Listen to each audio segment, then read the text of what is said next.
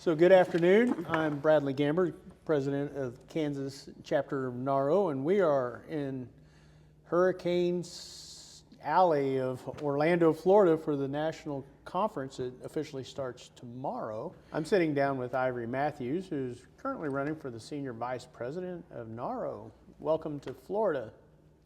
Thank you. Thank you. How's it going so far? It's going really good.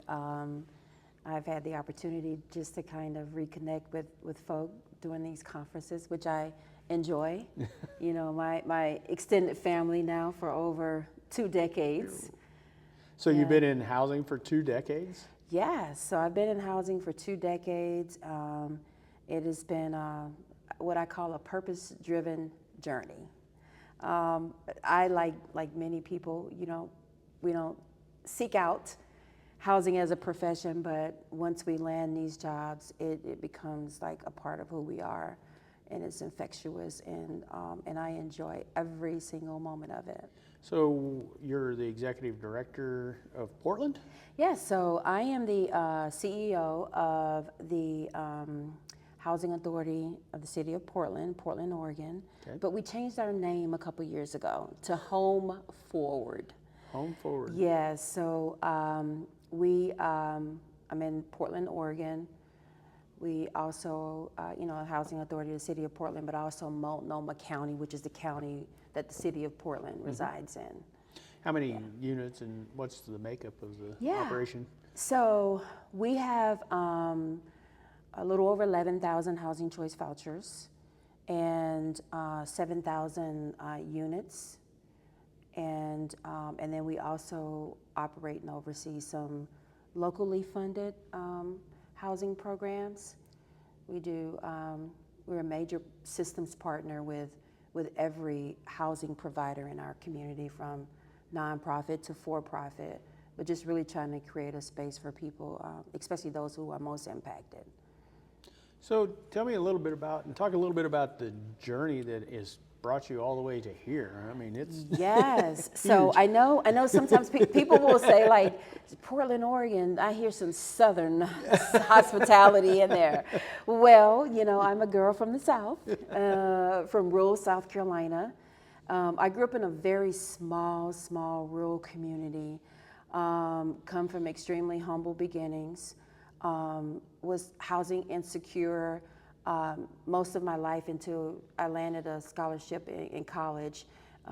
And when I think about my dorm room back in the 90s was the best form of housing that I had, because my former years, I grew up just in a really poor housing situation. I'm the oldest of 5 kids. Mother was married at 15. By the time she was 16, she had me.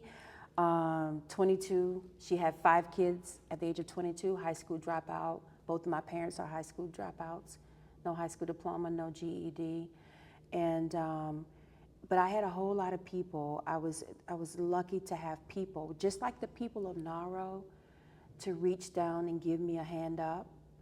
And those people changed my life. And so my parents could only take me but so far.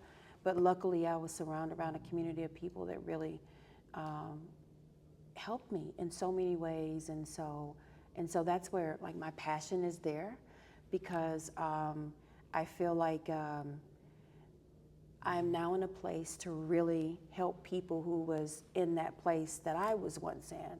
Because I know what it is to be housing insecure. I know what it is when the elementary school bus drops off those kids that live in that mobile home that your daddy Jimmy rigged to the umpteenth degree with the insufficient septic tank system, and all of these things, right? I know what that means, and so I just think about every day, like, if I can help one more person live in a stable housing environment, being able to be connected with so many community partners, because what we do is beyond housing. Like, we really do these things that are beyond brick and mortar, that are life changing. And so, for me, I am the people that we serve. I am them. So what do you think some of the challenges are that are facing housing authorities in NAHRO in the next couple of years that'll be your term? You know, one of the things that really got me just really motivated about pursuing this opportunity is NAHRO has been a tremendous part of my life, and just a huge benefit to helping me grow as a person. I have a lot of friends, just not colleagues. Like, I have a lot of friends in NAHRO, and these friends, you know, I cut my teeth working at a rural housing authority that had less than 250 units. I spent the first part of my career at that housing authority.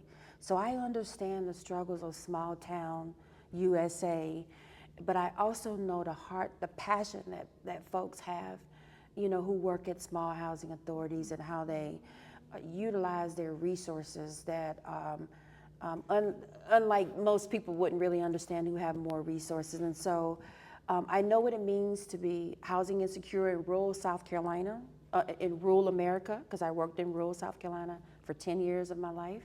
I also worked in the Pacific Northwest, where we were faced with companies downsizing and how it impacted you know, a lot of the labor unions and so forth, how it impacted housing stability and you know, in Ohio, when I worked in Ohio. So I know what it means to be in that environment.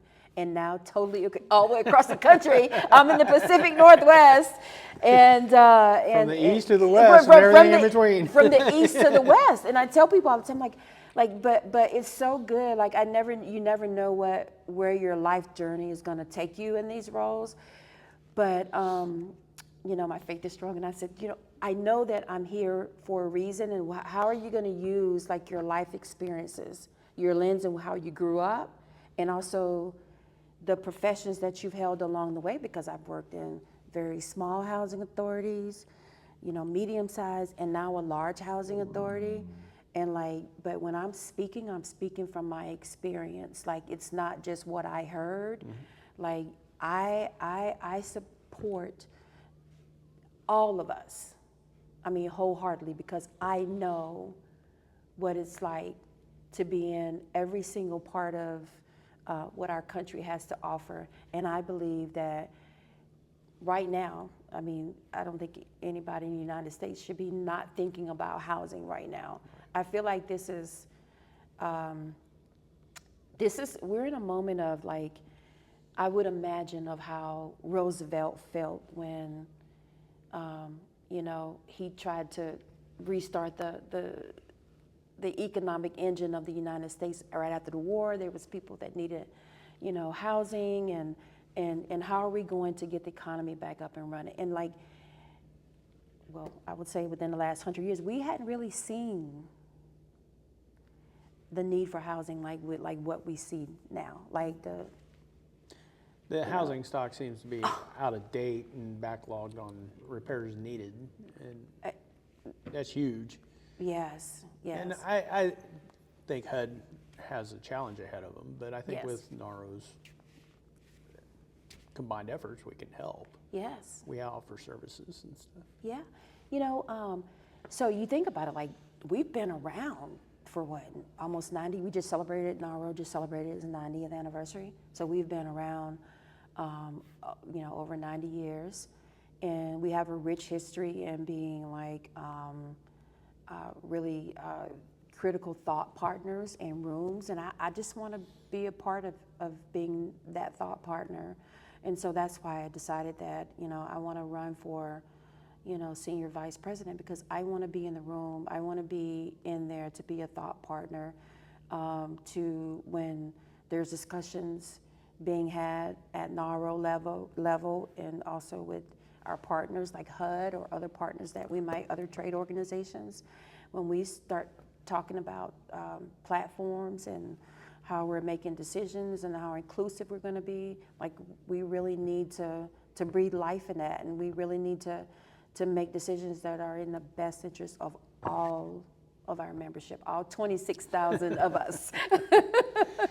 Your career has a ways to go yet, but so far, what are you most proud of in your career? You know, I will say personally, I'm most proud to take a leap of faith, even though I might not be completely sure of what it's going to be. But I also feel like, and when I say that, when I say take that leap of faith, is that what I've learned in NAHRO Nation is like, you just be yourself, you're authentic, you're genuine, people see right through that. And it's a good way to gain what I call my brother and sister colleagues in housing, gain their support and their trust, because we can't do this by ourselves. Like we are as strong as everybody who is a part of NAHRO Nation. And so it's super important, because there are times when we all get down. I know that I will have the support of, colleagues who are saying, okay, we got this. Because this is heavy lifting. This is a lot of heavy lifting. Yeah. One of the challenges that I hear throughout the industry is we seem to be struggling to find younger people to come along and step into these roles. Mm-hmm. And, it was our experience, and yours as well, I'm sure, that none of us really set out on this career path, but we're here and we do this. What do you think would be a good path to try to recruit younger people coming out of colleges to this career? Oh, absolutely. So, so one of the things I think that is super important, before I moved to Portland, I was the housing authority that I worked at in South Carolina. One of the things that we did, and we're developing a relationship right now in Portland with our Chamber of Commerce. So one of the things that the Chamber does is they have these events, these after hours events. They always have, in most cases, they always invite someone from your community college or your or any higher level of education, and they always have these young professionals who are looking for opportunities, right? Mm-hmm. And so I'm like, you know what? We need to set up a booth and just talk about what it is to come and work at a housing authority. And it's amazing because they go like, what is that? Nobody knows what it is, but we know when you do it, it's something. Yeah, and I'm like, this is a very rewarding career. We have this is a place where there's lots of opportunities to grow and be happy about how really impactful work in your community. And so it's been a gateway for me in the past to be able to reach young professionals who might not even been thinking whatsoever about a path, in this space. And I'm gonna tell you too, one of the things too that I learned is show up in these places and have booths in places where people what are you doing here? We ask ourselves that a lot. When they go what are you doing here? I like when people what are you doing here? Yeah. This is a career fair. What are you doing here? Because sometimes in your community, because we know that our local media has painted this picture about this is all we do, but we also provide professional careers for people as well. And so, but it's been a gateway to be able to tap into some of that young talent. And then also being nimble enough to say, appreciating the gift that young talent brings to the table and letting them be able to use that talent in our organizations. Because sometimes we got to get out of our way. Yeah, absolutely. All right. Well, I appreciate you sitting down with me. Good luck and welcome. Thank you so much. Thank you. Enjoy the rest of the conference. Thank you. We look forward to seeing what happens. Thank you. I appreciate it. Thank you. Thank you.